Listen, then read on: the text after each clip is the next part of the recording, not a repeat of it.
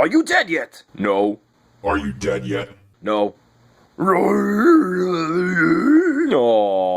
cute little vinyl. Are you dead yet? Nah. Are you dead yet? No. Oh. What will it take to end you? Is there no way of death? Yeah, why can't you just die already? It's like you're a phoenix or something. Phoenix. Brave, that's it. That's how to keep the kiddies interested.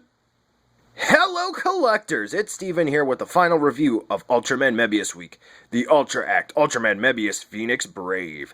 Aside from the crossover with SH Figuarts, this looks to be the final Ultra Act figure with the announcement of the SHF Ultras. If this is indeed the swan song for the Ultra Act line, will the last release finish the line in a blaze of glory? Or will it go down in pathetic flames? Well, let's take a look to see whether or not it's worth adding into your collection. Oh boy. From a distance, Mebius looks great with the busy design of red, blue, gold, and silver. Commanding presence on the shelf, Mebius is awesome. Until you get up close. First, a nice look at the head from different angles, and you'll see that the paint could be a smidge better, but it still looks like Mebius. The chest is where things start to go south.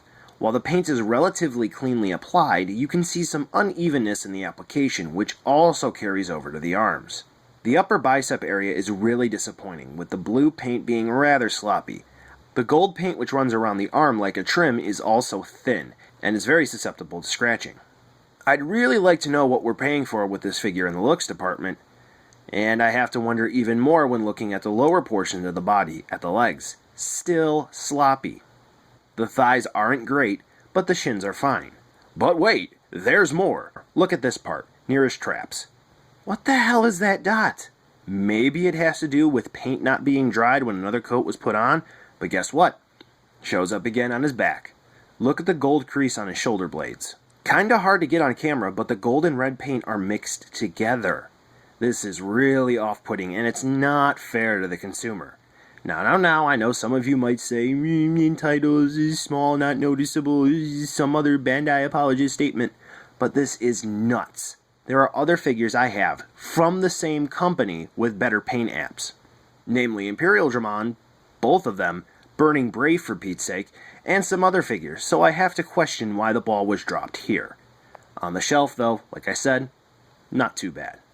By this point, you should know what to expect in terms of articulation from Phoenix Brave, the standard for the Ultra Act line. However, there are slight differences from the norm you may want to know about.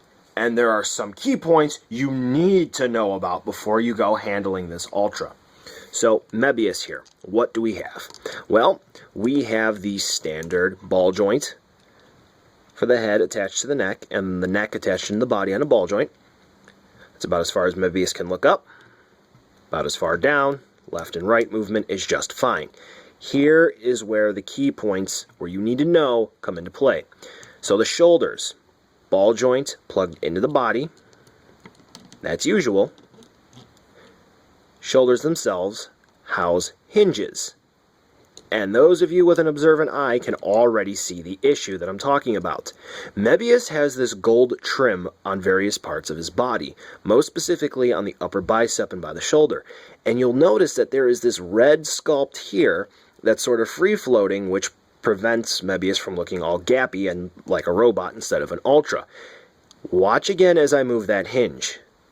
You'll see that it's scraping up against that sculpt part. This gold paint is rather thin, and if you're not careful and you're moving this all willy-nilly, even when you utilize the bicep swivel, which it does have, this is the next point of articulation, you will eventually scratch this gold paint off. I have seen this, not firsthand, but from my buddy RJ, Boats Can Fly, he announced Mebius Week, on his, so be careful there. Continuing on, we have the double hinge at the elbow, which is normal, and much like Burning Brave, we have a forearm swivel. Yep. It's on both arms, so you know what to expect there. And then for the wrists, we have the typical swivel hinge combo, and the hands attached to the wrists on a ball joint so they can spin independently of that, which is cool. Moving down for the ab crunch, again, the gold paint, keep that in mind, you don't want to rub that off. We get good movement there, not too much to complain about, but again, like the other Mebius figures, we have very pointy spots in the back, so make sure you're careful when you're adjusting forward and back to not scratch anything. Same thing with the waist joint, a bit better than the other Mebius figures I have, including the Hikari variants. So you get some sweet movement there. For the hips, standard Ultra Act hinge to pull down. And then the thighs plug into the hips on a ball joint. Though unfortunately, Mebius's booty prevents backward movement, which is sad. Moving down, we have double hinge knees, which even though it's the same character design as the other two Mebius Ultra Act releases, better movement there. Moving down to the ankles, we have the standard swivel hinge combo, same joints utilized in the wrist, but unfortunately Mebius has very bulky feet, so we're not going to get too much movement out of there.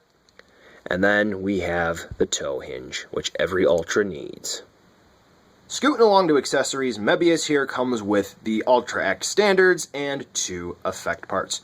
So to get the standards out of the way, we get 2 sets of hands alongside the fists, which are 1 set of chopping hands and 1 set of splayed hands. And to swap out the hands, all you have to do is grab the one that is currently attached, pop it off, and then simply pop the new one on. And we're good to go. Mebius also comes with an alternative back piece, so this way you can plug in a Tamashii Stage Act support system into the back instead of using a claw. And by now you should know how to do that. You just pop out the little square shape in the back, and then plug this one in its place. And after fiddling with it for a little while, I realized there's another quality control issue. There is some excess plastic along this edge that I'm going to have to chop off to plug it in. There's also a little bit up here too. So, while it's not major, really? Before moving on, I want to make mention of a cool feature of Phoenix Brave here. If you have previous Mebius figures, whether it's Mebius or Burning Brave or Hikari figures, Hikari and Hunter Knight Tsurugi, you can swap out the braces on this Mebius's forearms for the blades on any of the previous releases. So, hey, double blades. Moving on to effect parts with Mebius here, we get the Mebium Night Shot, and it's a nice translucent plastic with orange and blue in it. And then moving down to the hand where it bursts out from, you can see there's a nice pearlescent color to it, which is cool, and the little spark or ignition right here is a nice orange. And to pose Mebius firing off this beam, it's not too hard to do as long as you're careful about swiveling the biceps so you don't scratch any of the gold paint. So, it's like attaching a hand, so first pop the hand off of the right wrist, line up the ball joint on the wrist joint itself with the hand, and then once you do, it's all a matter of just putting Mebius in that perfect pose to kill a kaiju. But wait, there's more! We also get this attachment part for the Specium Redoubleizer, so this way you can have the attack look much, much more ferocious. And just like the Mebium Night Shot, it's a nice translucent plastic with some yellow, blue, green paint to it, and there's a nice explosion here, which is a nice misty blue. Now to attach this, you're going to have to be very careful, because where this beam starts, you can see there are some notches, and you can see they line up nicely right here. Now you got to be careful, because you're inserting this big bulky thing into this small area. Go ahead and make the joke on your own. I'm not going to make it for you. And yeah, you might break something if you're not careful. So make sure you're lining it up, and also make sure you're actually lining it up correctly, because you can line it up so that way the beam is firing out multiple different ways. So just make sure when you go to pose it on the stand, it's lined up correctly. And then once it is, voila. And once you set it up, it's not actually half bad. Though do be careful, because every so often this thing will just like to pop out on its own if there's a small bump or whatnot. But hey, it is what it is. So in closing for the accessories, there really isn't too much else that could have been provided aside from maybe a boosted Mebium Night Shot. And maybe some blades, so this way, you know, people who didn't buy previous Mebius figures could have just had a complete Phoenix Brave, but such is life. Overall, not much bad can be said about the accessories. They're pretty good. And here's the ever so needed size comparison with NECA figures and other Bandai items. He's just as big as other Ultras in the line. So, buy now, skip, or hunt for a deal. Mebius looks fine on the shelf, but in hand and up close, it's not great. It doesn't help the gold paint can be scratched easily, even when moving it normally. Articulation is fine enough, but be careful with the shoulders because they can be tight, and like I said before, that's where the gold paint will probably scratch off for most of you, if it does. Accessories are solid, and there's not much more to ask for there, aside from maybe a few other small things. Phoenix Brave falls flat thanks to quality control, and at 6,000 yen base price from the Bandai Webshop, even more for those of you who need to order this because middleman fees and shipping, this is borderline unacceptable. However, it's not worth buying. While it's absolutely not my favorite figure in my collection at this time, it's far from being the absolute worst.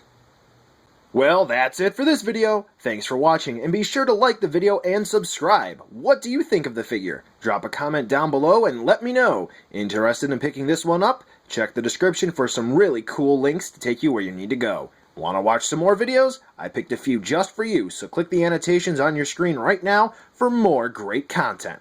Until next time, collectors!